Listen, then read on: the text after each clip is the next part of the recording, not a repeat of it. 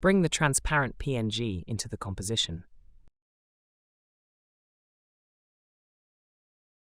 Adjust the scale of it as per your liking.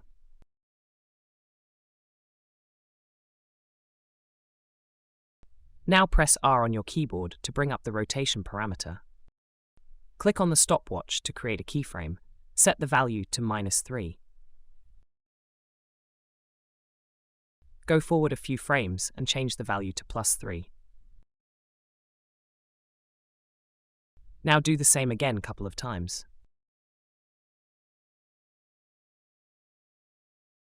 But as you can see, it doesn't have that stop motion effect.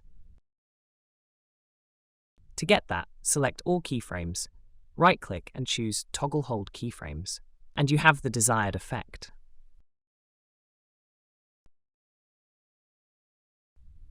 To create a loop of this animation, click on the stopwatch while holding down the Alt key and type in the following expression: loop out bracket open and close. And there you go, the image wiggle effect.